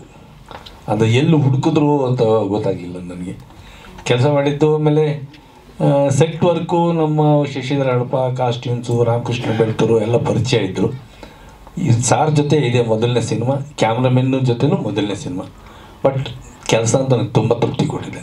Thank you. ಎಲ್ಲರಿಗೂ ನಮಸ್ಕಾರ. ನನ್ನ ಹೆಸರು ವೀರೇಶ್ ಅಂತ. ನಾನು ಸುಮಾರು 10 ವರ್ಷದಿಂದ ರಂಗಭೂಮಿಯಲ್ಲಿ ಕೆಲಸ ಮಾಡಿ ಸುಮಾರು 5 ಫೀಚರ್ ಫಿಲ್ಮ್ಗಳಲ್ಲಿ ಸಪೋರ್ಟಿಂಗ್ ಕ್ಯಾರೆಕ್ಟರ್ ಮತ್ತು ಲೀಡ್ ಕ್ಯಾರೆಕ್ಟರಾಗಿ ಕೆಲಸ ಮಾಡಿದ್ದೀನಿ. ಇನ್ನು ಇದು ಮಧ್ಯಂತರ ಸಿನಿಮಾ ನನಗೆ ಸಿಕ್ಕಿದ್ದು ಒಂದು ರೀತಿ ಸೆರೆಂಡಿಪಿಟಿ ಅಂತ ಹೇಳ್ಬೋದು ಮತ್ತು ಅದೃಷ್ಟ ಅಂತಲೂ ಹೇಳ್ಬೋದು. ಯಾಕಂದರೆ ಕಷ್ಟ ಎಲ್ಲರೂ ಪಟ್ಟೆ ಪಡ್ತಾರೆ. ನಾವು 10 ವರ್ಷದಿಂದ ಕಷ್ಟಪಡ್ತಾ ಇದ್ವಿ. ಏನಂದರೆ ಒಂದು ಆಡಿಷನ್ ಹೋದಾಗ 5 ನಿಮಿಷ ನಮ್ಮ ಪರ್ಫಾರ್ಮೆನ್ಸನ್ನು ನೋಡೋದಕ್ಕೂ ಇವತ್ತಿನ ಕಾಲದಲ್ಲಿ ಸ್ವಲ್ಪ ಹೆಡ್ ಸ್ಪೇಸ್ ಇರೋದಿಲ್ಲ. ಅಂಥದ್ರಲ್ಲಿ ಇಷ್ಟು ದೊಡ್ಡ ಪ್ರಾಜೆಕ್ಟಿಗೆ, ಯಾಕಂದರೆ ನಾನು ಯಾವುದೇ ಫ್ಯಾಮಿಲಿ ಬ್ಯಾಕ್ಗ್ರೌಂಡ್ ಇಲ್ಲ ಅಥವಾ ಯಾವುದೇ ಸಪೋರ್ಟ್ ಇಲ್ಲದೆ ತುಂಬ ಸ್ಕ್ರ್ಯಾಚಿಂದ ಬಂದಿರೋಂತಹ ನಟ ಅಂತ ಹೇಳ್ಬೋದು. ಸೊ ಹಾಗಾಗಿ ಅವರು ನನ್ನ ಮೇಲೆ ನಂಬಿಕೆ ಇಟ್ಟು ಇಂಥ ದೊಡ್ಡ ಪ್ರಾಜೆಕ್ಟಲ್ಲಿ ಅವರು ಕಾಸ್ಟ್ ಮಾಡಿದ್ದು ನನಗೆ ಇವತ್ತಿಗೂ ಇದು ನಂಬೋದಕ್ಕೆ ಸಾಧ್ಯನೇ ಇಲ್ಲ. ಆಮೇಲೆ ನಾವು ಶೂಟಿಂಗ್ ಮಾಡ್ತಾ ಇದ್ದಾಗೂ ಅಷ್ಟೇ, ಯಾಕೆಂತ ಹೇಳಿದ್ರೆ ಇದು ರೀಲಲ್ಲಿ ಶೂಟ್ ಮಾಡಿದ್ರಿಂದ ಅವರ ಲೆಕ್ಕಾಚಾರದ ಪ್ರಕಾರ ಒಂದೊಂದು ಟೇಕಿಗೆ ಒಂದೊಂದು ಶಾರ್ಟಿಗೆ 3 ಟೇಕ್ ಮಾತ್ರ ಇದ್ದಿದ್ದು. ಅದು ಆ್ಯಕ್ಟ್ರ್ಗಳಿಗಿರಲಿಲ್ಲ. ನಾವು ಆ್ಯಕ್ಟ್ರ್ಗಳೇನಂತ ಹೇಳಿದ್ರೆ ಒಂದೇ ಟೇಕಲ್ಲಿ ಕೊಡಲೇಬೇಕಾಗಿತ್ತು. ಅಂದರೆ ಕ್ಯಾಮ್ರಾದು ಅಥವಾ ಲೈಟಿಂಗ್ ಏನಾದರೂ ಪ್ರಾಬ್ಲಮ್ ಆದರೆ ಮಾತ್ರ 3 ಟೇಕ್ ಹೋಗ್ತಿದ್ವಿ. ಅದು ಬಿಟ್ಟರೆ ಇವತ್ತು ಡಿಜಿಟಲಲ್ಲಿ ಏನು ಅಂತ ಹೇಳಿದ್ರೆ ಒಂದು ಸೀನ್ ಇತ್ತು ಅಂತ ಹೇಳಿದ್ರೆ 10 ಕಡೆಯಿಂದ ಸುಮ್ಮನೆ ತಗೋ ಎಡಿಟಿಂಗಲ್ಲಿ ನೋಡ್ಕೊಳ್ಳೋಣ ಅನ್ನೋಂಥ ಪರಿಸ್ಥಿತಿಯಲ್ಲಿ ನಾವು ಇಂಡಿಪೆಂಡೆಂಟ್ ಈ ಫಿಲ್ಮ್ ಇದರಿಂದ ಬಂದಿರೋಂಥ ಆ್ಯಕ್ಟ್ರ್ಗಳಿಗೆ ಏನಂದರೆ ಅದು ರೂಢಿ ಆಗಿಬಿಟ್ಟಿರುತ್ತೆ. ಅಂಥದ್ರಲ್ಲಿ ಒಂದು ಟೇಕಲ್ಲಿ ಇಡೀ ಸಿನಿಮಾಗಳನ್ನ ಕೊಡೋದು ನಮಗೆ ಭಾಳ ಚಾಲೆಂಜಿಂಗ್ ಆಗಿತ್ತು. ಇದಕ್ಕೆ ತುಂಬ ಸಪೋರ್ಟಿವ್ ಆಗಿ ಕೆಲಸ ಮಾಡಿದ್ದು ಇಡೀ ಟೀಮ್ ಅಂತಲೇ ಹೇಳ್ಬೋದು. ಸ್ಪೆಷಲಿ ಇವಾಗ ದಿನೇಶ್ ಸರ್ ಅಂತೂ ಅವರ ಎಕ್ಸ್ಪೀರಿಯೆನ್ಸ್ ನನಗೆ ಎಷ್ಟು ಹೆಲ್ಪ್ ಆಯಿತು ಅಂತ ಹೇಳಿದ್ರೆ, ನಾವಿವಾಗ ಹೊಸ ಇಂಡಿಪೆಂಡೆಂಟ್ ಡೈರೆಕ್ಟರ್ಗಳ ಜೊತೆ ಕೆಲಸ ಮಾಡ್ತಾ ಇರಬೇಕಾದ್ರೆ ಅವರ ಟೆಂಪರ್ ಇರಬಹುದು ಅಥವಾ ಅವರ ಇನ್ಎಕ್ಸ್ಪೀರಿಯೆನ್ಸ್ ಇರ್ಬೋದು, ಏನಾಗ್ತಾ ಇರುತ್ತೆ ಅವರ ನರ್ವಸ್ನೆಸ್ನೆಲ್ಲ ಆ್ಯಕ್ಟ್ರ್ಗಳ ಮೇಲೆ ಆಗ್ತಾ ಇರ್ತಾರೆ. ಬಟ್ ಇವ್ರು ಅಂತ ಹೇಳಿದ್ರೆ ಅಲ್ಲಿ ಅಷ್ಟು ದೊಡ್ಡ ಸೆಟ್ ಇದೆ, ಇಷ್ಟು ಲೈಟ್ಸ್ ಇದೆ, ಆದರೂ ಕೂಡ ನಮ್ಮ ಎಷ್ಟೇ ಅನುಮಾನಗಳು ಬಂದರೂ ಅದನ್ನು ತುಂಬ ಕೂಲಾಗಿ ಹ್ಯಾಂಡ್ಲ್ ಮಾಡಿ ನಮ್ಮ ಸೀನ್ಗಳಿಗೆ ಎಂಟ್ರಿ ಕೊಡ್ತಾ ಇದ್ರು ಅಂತ ಹೇಳ್ಬೋದು. ಎಷ್ಟೊಂದು ಸರಿ ನನಗೆ ಈ ಸೀನ್ನ ಫಸ್ಟ್ ನನಗೆ ತುಂಬ ಸಮಸ್ಯೆ ಆಗಿದ್ದಂದರೆ ಆ ಇನ್ನೋಸೆನ್ಸನ್ನು ಹೇಗೆ ಹಿಡಿಯೋದು ಅಂತ. ಯಾಕಂದರೆ 10 ವರ್ಷದಿಂದ ಇದರಲ್ಲಿ ಕೆಲಸ ಮಾಡಿ ಆ ಸ್ಟ್ರಗ್ಲಿಂಗ್ ಮಾಡಿ ಎಲ್ಲದನ್ನು ಅನುಮಾನದಿಂದ ನೋಡೋವಂಥ ಒಂದು ಮನಸ್ಥಿತಿಗೆ ತಲುಪಿಬಿಟ್ಟಿದ್ವಿ. ಅಂಥದ್ರಲ್ಲಿ ಇಷ್ಟು ಇನ್ನೋಸೆನ್ಸಲ್ಲಿ ಇದನ್ನು ಹೇಗೆ ಕ್ಯಾರೆಕ್ಟರ್ ಮಾಡೋದು ಅನ್ನೋದಕ್ಕೆ ಫಸ್ಟ್ ನಮ್ಮ ಆ ಇಂಟೆಲೆಕ್ಚುಯಲ್ ಇದನ್ನು ಸ್ವಲ್ಪ ಸಪ್ರೆಸ್ ಮಾಡಿಕೊಂಡು ಆ ಇನ್ನೋಸೆನ್ಸನ್ನು ನಂಬಬೇಕಾಯಿತು. ಇದಕ್ಕೆ ಒಂದು ರೀತಿ ನನಗೆ ಡಾಕ್ಟರ್ ರಾಜ್ಕುಮಾರ್ ಅವರು ಹೆಲ್ಪ್ ಮಾಡಿದ್ರು ಅಂತಲೇ ಹೇಳ್ಬೋದು. ಯಾಕೆ ಅಂತ ಹೇಳಿದ್ರೆ ನಾವು ಇತ್ತೀಚೆಗೆ ಏನಾಗ್ಬಿಟ್ಟಿದೆ, ಯುರೋಪಿಯನ್ ಸಿನಿಮಾ ಇರ್ಬೋದು, ಅಮೆರಿಕನ್ ಸಿನಿಮಾ ಇರ್ಬೋದು, ಇದನ್ನೆಲ್ಲ ತುಂಬ ಇನ್ಫ್ಲುಯೆನ್ಸ್ ಆಗಿ ನಮ್ಮ ಮಣ್ಣಿನ ಸಿನಿಮಾದ್ದು ಇಲ್ಲಿನ ಮಣ್ಣಿನ ನಟನೆ ಹೇಗೆ ಅನ್ನೋದು ಬಹಳ ಕಷ್ಟ ಆಗ್ಬಿಟ್ಟಿತ್ತು. ಕೊನೆಗೆ ಇನ್ನೇನು ಶೂಟಿಂಗ್ ಹೋಗಬೇಕು ಅಂದಾಗ ಒಂದು ಸತಿ ಮೇಲೆ ನೋಡಿ ಅಣ್ಣವ್ರ ಮೇಲೆ ಭಾರ ಹಾಕಿ ಇದನ್ನು ಈ ಸಿನಿಮಾದ ಆ ಒಂದು ಕ್ಯಾರೆಕ್ಟರ್ನ ಹಿಡಿದಿದ್ದು ಅಂತಲೇ ಹೇಳ್ಬೋದು ನನಗೆ. ಸೊ ಇದು ಭಾಳ ಒಳ್ಳೆಯ ಎಕ್ಸ್ಪೀರಿಯೆನ್ಸು. ಸಿನಿಮಾ ನೋಡಿದಾಗ ನಿಮಗೆ ಇದು ಟ್ರಾನ್ಸ್ಲೇಟ್ ಆಗಿದೆ ಅಂತ ನನಗನ್ಸುತ್ತೆ. ಸೊ ಇದನ್ನು ಫೀಚರ್ ಫಿಲ್ಮ್ ಮಾಡಬೇಕು ಅಂತ ಇದ್ದೀವಿ ಹೋಪ್ಫುಲಿ. ಸೊ ಇದು ಇವಾಗ ಏನು ನೋಡಿದ್ದೀರಾ ಇದಕ್ಕಿಂತ ಬಹಳ ದೊಡ್ಡ ಮಟ್ಟದಲ್ಲಿ ಈ ಸಿನಿಮಾ ಬರುತ್ತೆ. ಇನ್ನೂ ಒಂದು ಲಿಬರ್ಟಿಯನ್ನು ತೊಗೊಂಡು ನೆಕ್ಸ್ಟ್ ನೀವು ಏನಾಗುತ್ತೆ ಅಂತ ಯಾರಿಗಾದರೂ ಒಂದು ಪ್ರಶ್ನೆ ಇತ್ತಲ್ಲ. ಸೊ ಈ ಸಿನಿಮಾ ಇಂಡಸ್ಟ್ರಿಯಲ್ಲಿ ಬಂದು ಯಶಸ್ಸನ್ನು ಪಡೆಯೋದು ಎಷ್ಟು ಮುಖ್ಯನೋ ಆ ಯಶಸ್ಸನ್ನು ಸಂಭಾಳಿಸೋದು ಅಷ್ಟೇ ಕಷ್ಟ ಅನ್ನೋದು ನೆಕ್ಸ್ಟ್ ನಮ್ಮ ಸಿನಿಮಾದ ಕಥೆಯಲ್ಲಿ ಒಂದು ಹಿಂಟ್ ಅಂತಲೇ ಹೇಳ್ಬೋದು. ಅಂದರೆ ಇವತ್ತು ಫೇಲ್ಯೂರಿಂದ ಹಾಳಾಗಿರುವಂತಹ ಆರ್ಟಿಸ್ಟ್ಗಳಿಗಿಂತ ಸಕ್ಸಸ್ಸಿಂದ ಹಾಳಾಗಿರುವಂಥ ಆರ್ಟಿಸ್ಟ್ಗಳೇ ತುಂಬ ಜನ ಇದ್ದಾರೆ. ಸೊ ಹಾಗಾಗಿ ಇವರಿಗೆ ಯಶಸ್ಸು ಸಿಕ್ಕಾಗ ಏನಾಗಬಹುದು, ಸೊ ಅದರಲ್ಲಿ ಮತ್ತೆ ಫೇಲ್ಯೂರ್ ಸಿಕ್ಕಾಗ ಏನಾಗಬಹುದು ಅನ್ನೋದು ಒಂದಷ್ಟು ಅಂಶಗಳು ಈ ಸಿನಿಮಾದಲ್ಲಿ ಬರುತ್ತೆ. ಇವಾಗ ನೋಡಿರೋದು ನೀವು, ಇದು ಇನ್ನೂ ಸಿನಿಮಾ ಸ್ಟಾರ್ಟೇ ಆಗಿಲ್ಲ ಅಂತ ಹೇಳ್ಬೋದು. Thank you.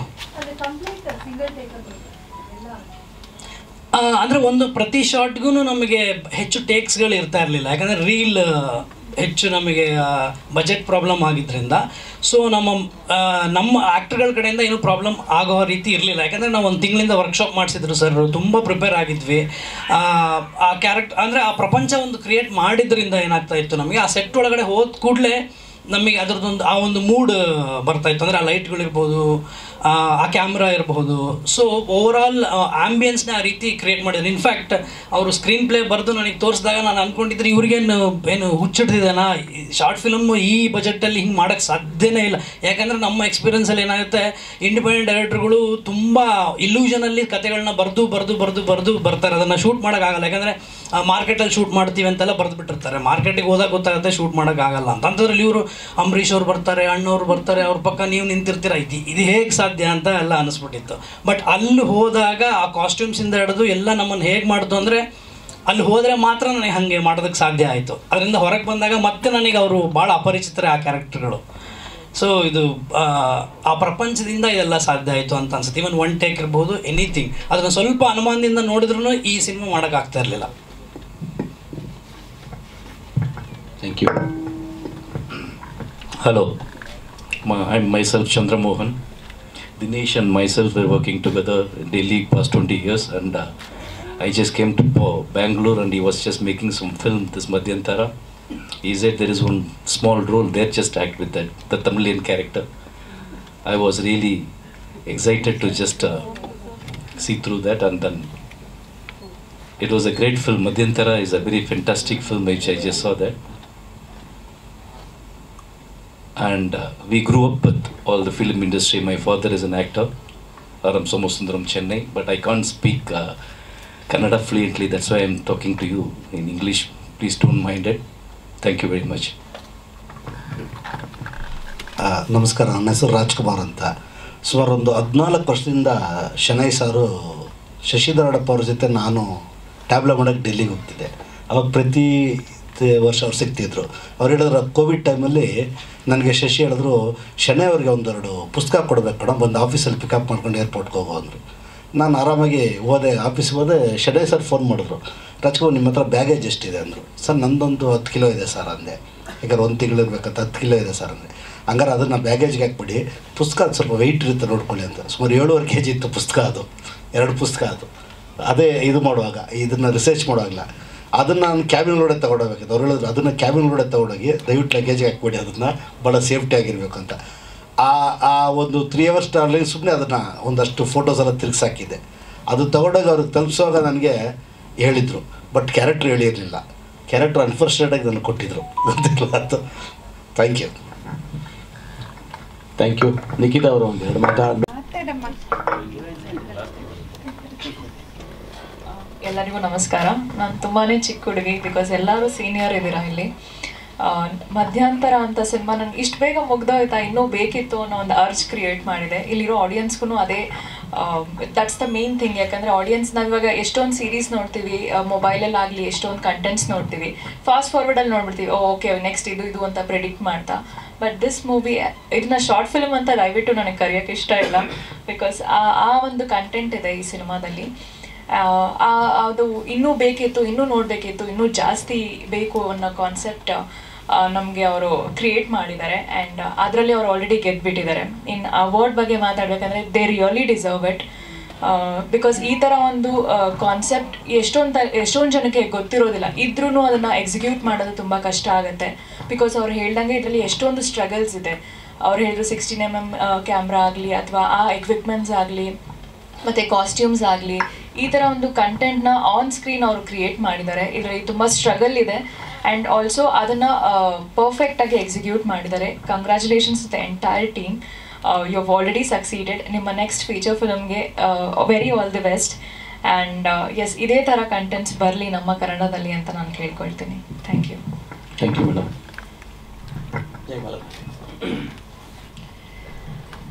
ಅತ್ಯಂತ ಸರಳ ಸಜ್ಜನರು, ಆತ್ಮೀಯರು ಆದಂಥ ಪ್ರಭಾಕರ್ ಅವರೇ, ಈ ಮಧ್ಯಂತರ ಚಿತ್ರದ ಜೀವಾಳ ಆಗಿರ್ತಕ್ಕಂಥ ದಿನೇಶ್ ಶೆಣೈರವರೇ, ಎಲ್ಲ ಪ್ರಶಸ್ತಿ ವಿಜೇತರೇ, ವೇದಿಕೆಯಲ್ಲಿರ್ತಕ್ಕಂಥ ಎಲ್ಲರಿಗೂ ಹೃತ್ಪೂರ್ವಕವಾದಂಥ ಒಂದು ಅಭಿನಂದನೆಯನ್ನು ತಿಳಿಸ್ತಾ ವೇದಿಕೆಯ ಮುಂದೆ ನಮ್ಮನ್ನು ಬೆಳೆಸಿರ್ತಕ್ಕಂಥ ಮಾಧ್ಯಮದ ಎಲ್ಲ ಮಿತ್ರರಿಗೂ ಈ ಸಿನಿಮಾವನ್ನು ನೋಡಿರ್ತಕ್ಕಂಥ ಪ್ರತಿಯೊಬ್ಬರಿಗೂ ನಮಸ್ಕಾರ. ನಾನು ಅಲ್ಲಿ ಕೂತು ಇಲ್ಲಿ ಬರುವಾಗ ಮೇಡಮ್ ನನ್ನ ಕಣ್ಮುಂದೆ ಇದ್ದಾರೆ, ಇಲ್ಲೇ ಇದ್ದಾರೆ. ಅವರಿಬ್ಬರು ಒಂದು ಮಾತು ಹೇಳಿದ್ರು, ಎಲ್ಲ ಸಿನಿಮಾ ಇಷ್ಟೇ ಅರ್ಧ ಗಂಟೆಗೆ ಮುಗಿದೋಗ್ಬಿಟ್ರೆ ಎಷ್ಟು ಚೆನ್ನಾಗಿರುತ್ತೆ, ಈ ಪಿಕ್ಚರು ಪ್ರಾರಂಭ ಆಗಿದ್ದು ಗೊತ್ತಾಗಿಲ್ಲ, ಮುಗಿದಿದ್ದು ಗೊತ್ತಾಗಿಲ್ಲ ಅಂತ ಹೇಳಿದ್ರು. ನಿಜ, ಸಿನಿಮಾ ಅಷ್ಟು ಟೈಟಾಗಿ ಆ ಸಿನಿಮಾವನ್ನು ತೆಗೆದುಕೊಂಡು ಹೋಗ್ತಾರೆ. ಶೆಣೈರವರಿಗೆ ಯಾವ ರೀತಿಯಲ್ಲಿ ಅಭಿನಂದಿಸಬೇಕು ಅಂತ ಗೊತ್ತಾಗ್ತಿಲ್ಲ ಸರ್. 70ರ ದಶಕದಿಂದ 85ರ ಅರ್ಧ ವರ್ಷಕ್ಕೆ ಬಂದ್ವಿ, ಎಲ್ಲ ಒಂದೂವರೆ ಅರ್ಧ ಟಿಕೆಟ್ ಹರಿದಂಗೆ ನೀವು ಸಿನಿಮಾನು ಅರ್ಧವಾಗಿ ನೀವು ಅದನ್ನು ಒಂದೂವರೆ ದಶಕದ ಕಾಲಘಟ್ಟವನ್ನು ನೀವು ಹಿಡಿದುಕೊಟ್ಟಿರೋದಿದೆಯಲ್ಲ. ನನಗೆ ಈ ಸಿನಿಮಾ ನೋಡ್ತಿರ್ಬೇಕಾದ್ರೆ ಒಂದು ನೆನಪಿಗೆ ಬಂದಿದ್ದೇನೆಂದರೆ, ನನಗೆ ಥಟ್ಟಂತ ಕರಳು ಹಿಂಡಿದಂಗೆ ಆಗಿದ್ದು, ಯಾರು ಹಸಿವೆಯಿಂದ ಇರ್ತಾರೋ ಹಸಿವೆಯನ್ನು ಮತ್ತು ಪ್ಯಾಷನ್ ಸಿನಿಮಾ ಕುರಿತಂತೆ ಆ ಒಂದು ಕುತೂಹಲ, ಆಸಕ್ತಿ, ಅಲ್ಲಿ ಬೆಳಿಬೇಕು, ನಾನು ಅಲ್ಲೇ ನಿಲ್ಲಬೇಕು ಅನ್ನೋಂಥ ಹಠವನ್ನು ಯಾರು ಹೊತ್ಕೊಂಡಿರ್ತಾರೋ ಅವ್ರ ಕೊನೆಗೆ ದೇವಸ್ಥಾನದ ಬಾಗಿಲಲ್ಲಿ ಬಂದು ಅವರು ಕೊಟ್ಟಿರ್ತಕ್ಕಂಥ ಆ ಸಾಲಲ್ಲಿ ಕೂತ್ಕೋತಾರಲ್ಲ. ನಾವು ಈ ವಿಚಾರವನ್ನು ಸಹ ನಾವು ಹಿಂದಿನ ನಮ್ಮ ರಾಜ್ಕುಮಾರ್ ಅವರು ಮಾತಾಡೋದನ್ನು, ಜಿ ವಿ ಅಯ್ಯರ್ ಇರ್ಬೋದು, ಗುಗ್ಗು ಅವರಿರ್ಬೋದು, ಅವತ್ತಿನ ಕಾಲ ಇವತ್ತಿಗೂ ನಮಗೆ ಹರಿಣಿಯವರು, ಅವ್ರ ತಂದೆ, ಅವ್ರ ಅಣ್ಣಂದ್ರ ಮೇಲೆ ಗೌರವ ಯಾಕೆ ಜಾಸ್ತಿ ಆಗುತ್ತೆ ಅಂದರೆ, ಅನೇಕ ಕಲಾವಿದರಿಗೆ ಅನ್ನ ಹಾಕಿದಂಥವ್ರು. ಹಸಿವೆ ಏನು ಅಂತ ಇಲ್ಲಿಂದ ಬೆಂಗಳೂರಿಗೆ, ಚೆನ್ನೈಗೆ ಹೋದಾಗ ಅಲ್ಲಿ ಕಲಾವಿದರು, ಟೆಕ್ನಿಷಿಯನ್ಸು ಸರ್, ಎಸ್ಪೆಷಲಿ ಡೈರೆಕ್ಟ್ರುಗಳು, ಅಸಿಸ್ಟೆಂಟ್ ಡೈರೆಕ್ಟ್ರ್ ಆಗಬೇಕು ಅಂತ ಹೋದವರು, ಅಲ್ಲಿ ಬೇಡುವಂಥ ಸ್ಥಿತಿ ಬಂದಿತ್ತಲ್ಲ, ಅದನ್ನು ನೀವು ಅತ್ಯಂತ ಭಾಳ ಚೆನ್ನಾಗಿ ಕಟ್ಟಿಕೊಟ್ಟಿದ್ದೀರ. ಅದು ನೋಡಿದಾಗ ನಮಗೆ, ನಾವು ಚೆನ್ನೈನಲ್ಲಿದ್ದಾಗ ನಾವು ಎಲ್ಲ ಕಷ್ಟಪಟ್ಟೆ ಮುಂದೆ ಬಂದಿರತಕ್ಕಂಥವ್ರು, ಉದ್ಯಮವನ್ನು ಕಂಡವರು, ಅದು ಭಾಳ ಖುಷಿಯಾಯಿತು. ಮತ್ತು ಸಿನಿಮಾ ಕುತೂಹಲ ನೀವು 85ರವರೆಗೂ ನಾವು ಇಂಡಸ್ಟ್ರಿನಲ್ಲಿ ನಾಯಕಿಯಾಗಿ ನಡೆಸಿರೋದು ಆ 86ರವರೆಗೂ, 73ರಿಂದ ಆ 86ವರೆಗಿನ ಆ ಯಾತ್ರೆ ಇದೆ ನೋಡಿ. ಅದನ್ನು ನೋಡಿದಾಗ ನನಗೆ ಕೂತಾಗ ಅವೆಲ್ಲವೂ ಕೂಡ ಟಿಕೆಟು ಅವರು ಬಹಳ ಸೊಗಸಾಗಿ ಅಭಿನಯಿಸಿದ್ದಾರೆ. ಥಿಯೇಟ್ರು ಟಿಕೆಟ್ ಕೊಡೋರು ರಮೇಶ್ ಅವರು ಎಷ್ಟು ಚೆನ್ನಾಗಿ ಮಾಡಿದ್ದಾರೆ ಅಂತಂದರೆ, ಅದರಲ್ಲೇ ಒಂದು ಸಣ್ಣ ದೌಲತ್ತಿನ ಜೊತೆಯಲ್ಲಿ ಒಂದು ಕನಿಕರ, ಅಂದರೆ ಮಾನವೀಯತೆ ಎಲ್ಲಿ ನಿಂತಿದೆ ಅನ್ನೋದನ್ನು ತೋರಿಸುವಂಥದ್ದು ಅವತ್ತು ಉಳಿದಿತ್ತು. ಅದನ್ನು ಎಷ್ಟು ಸೊಗಸಾಗಿ ಕಟ್ಕೊಟ್ಟಿದ್ದಾರೆ. ಅಲ್ಲಿ ಒಂದು ಮೌಲ್ಯನೂ ಇಟ್ಕೊಟ್ಟಿದ್ದಾರೆ. ಆತಂಗೆ ಥಿಯೇಟ್ರ್ ಮಾಲೀಕಂಗೆ ಅನ್ಯಾಯ ಆಗಬಾರ್ದು ಅಂತ ಹೇಳ್ಬಿಟ್ಟು ಅರ್ಧ ಹೋಗಿ ಅರ್ಧಕ್ಕೆ ಬಾ ಅಂತಾರಲ್ಲ, ಭಾಳ ಚೆನ್ನಾಗಿದೆ. ಮಾಣಿಕ್ ಚಂದ್ ಅವ್ರಿಗೆ ಅಭಿನಂದನೆಯನ್ನು ಸಲ್ಲಿಸ್ತೇನೆ.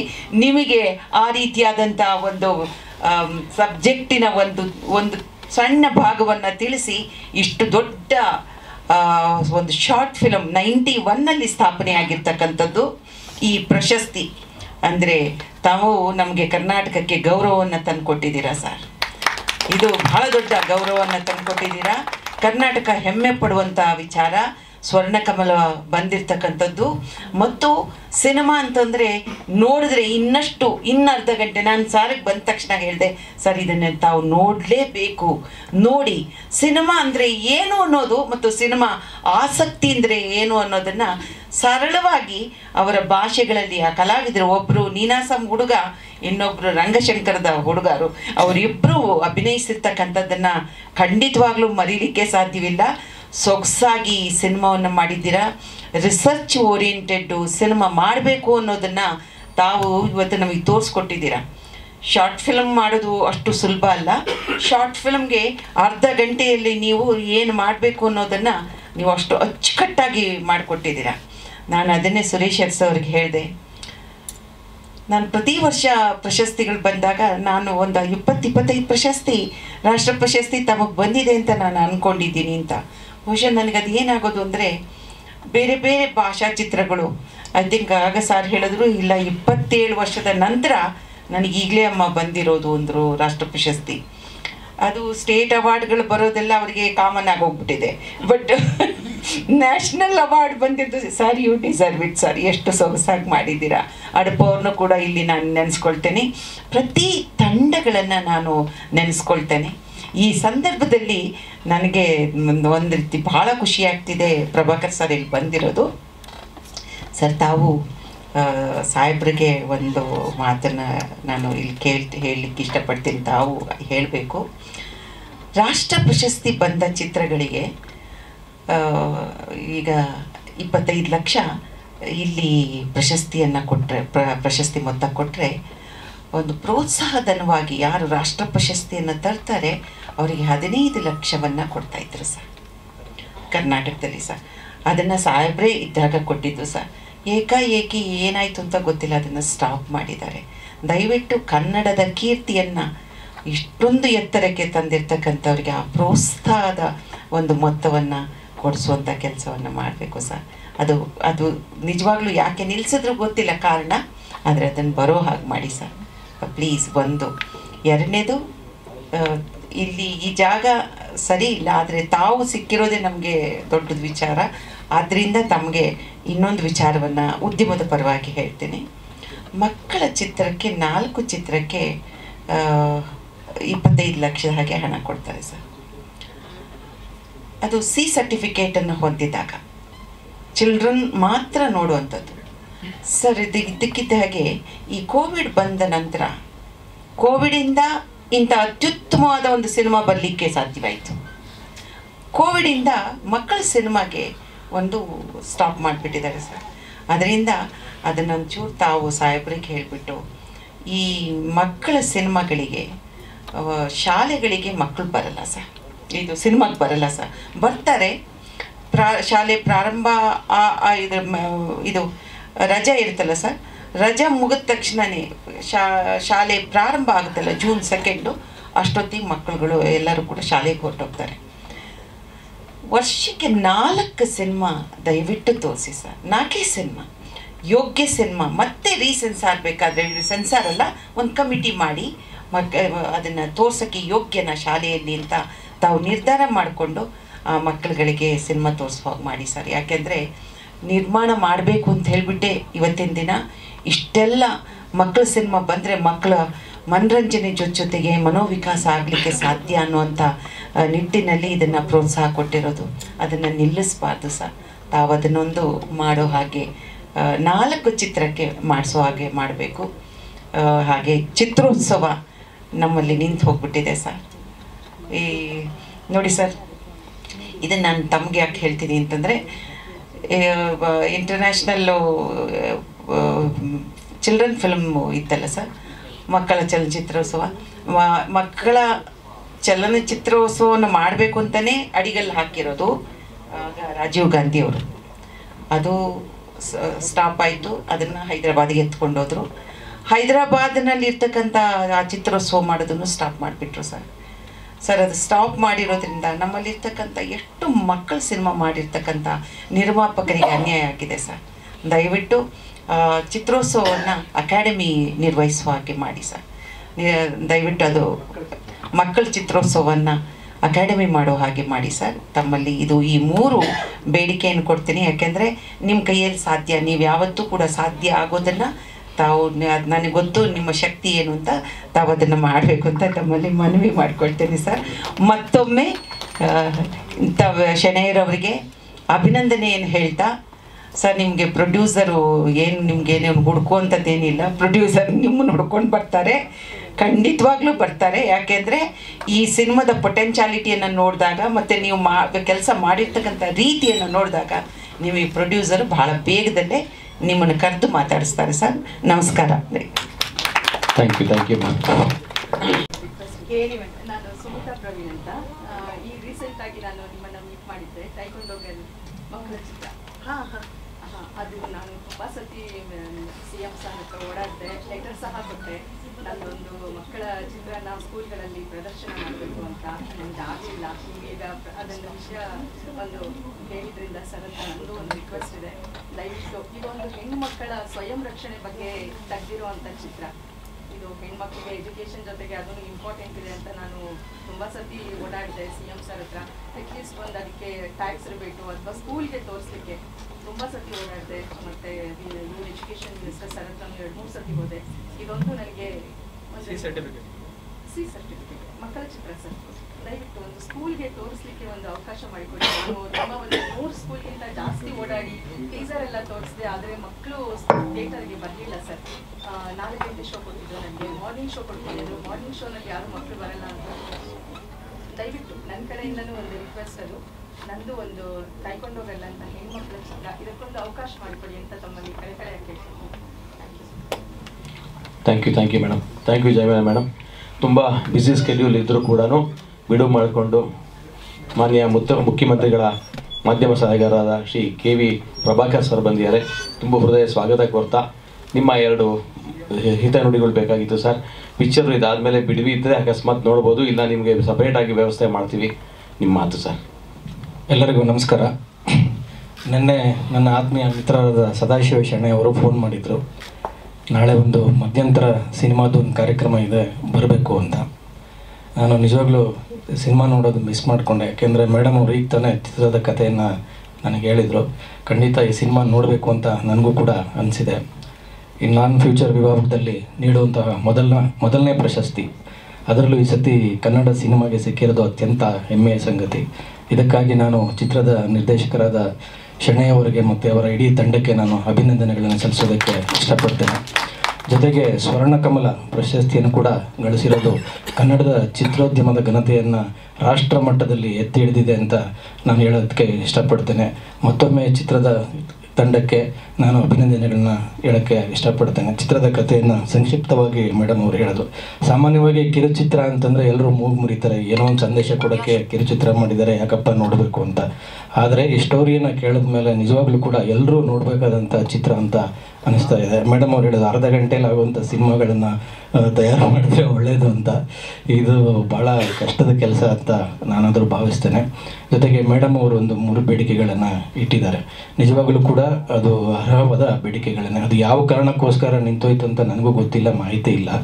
ಈ ಬಗ್ಗೆ ನಾನು ಕೂಡಲೇ ಮುಖ್ಯಮಂತ್ರಿಗಳ ಜೊತೆ ನಾನು ಮಾತಾಡೋಕ್ಕೆ ಇಷ್ಟಪಡ್ತೇನೆ. ಈ ಹಿಂದೆ ಇದೇ ಒಂದು ಕಾರ್ಯಕ್ರಮಕ್ಕೆ ಇಲ್ಲಿ ಬಂದಿದ್ದಾಗ ನಮ್ಮ ಹಿರಿಯ ಪತ್ರಕರ್ತರು ಹೇಳಿದರು, 2019ರಿಂದ ಪ್ರಶಸ್ತಿ ಕೊಡೋದು ಮತ್ತು ಸಬ್ಸಿಡಿ ಕೊಡೋದು 2 ನಿಂತೋಗ್ಬಿಟ್ಟಿದೆ ಅಂತ ನನ್ನ ಗಮನಕ್ಕೆ ತಂದಿದ್ರು. ತಕ್ಷಣ ಮುಖ್ಯಮಂತ್ರಿಗಳ ಜೊತೆ ಮಾತಾಡಿ ಆ ಸಬ್ಸಿಡಿ ಕೊಡೋದಕ್ಕೆ ಮತ್ತು ಪ್ರಶಸ್ತಿಗಳನ್ನು ಕೊಡೋದಕ್ಕೆ ಕಮಿಟಿಗಳನ್ನು ಕೂಡ ನಾವು ಈಗಾಗಲೇ ಮಾಡಿದ್ದೀವಿ. ನಮ್ಮ ಹಿರಿಯರಾದಂಥ ಪತ್ರಕರ್ತರೆಲ್ಲ ಇಲ್ಲಿದ್ದಾರೆ, ಅವ್ರು ಈಗಾಗಲೇ ಸಿನಿಮಾ ನೋಡೋದಕ್ಕೆ ಸ್ಟಾರ್ಟ್ ಮಾಡಿದ್ದಾರೆ ಅಂತ ನಾನು ಅಂದ್ಕೊಂಡಿದ್ದೀನಿ.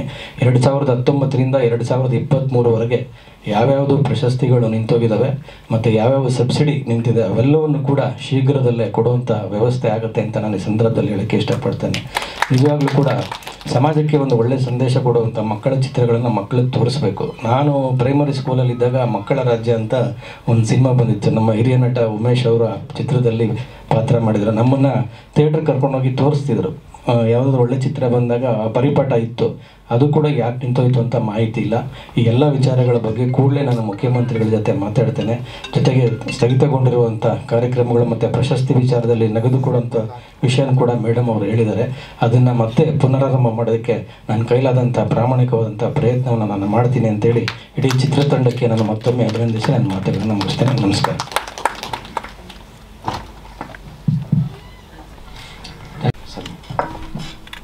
ಇದೇ ಸಂದರ್ಭದಲ್ಲಿ ಮುಖ್ಯ ಅತಿಥಿಯಾಗಿ ಬಂದಂತಹ ಜಯಮಾಲ ಅವರಿಗೆ ಇವಾಗ ಒಂದು ಚಿಕ್ಕ ಸನ್ಮಾನ, ನಂತರ ಪ್ರಭಾಕರ್ ಸರ್ಗೆ.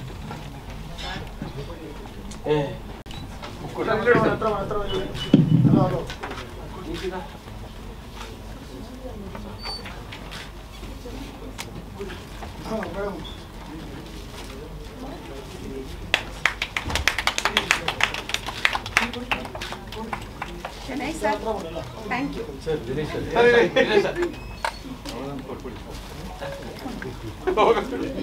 Open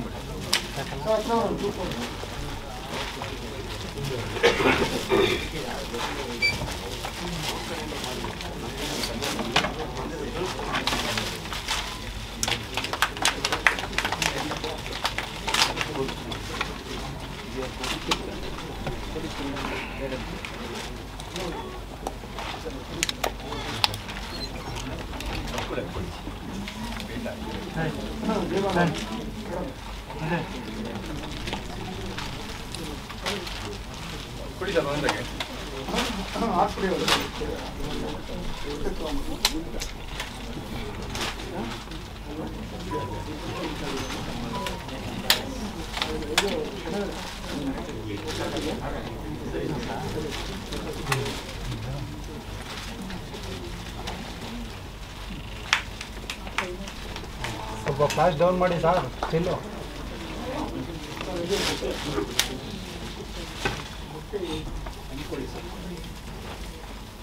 sir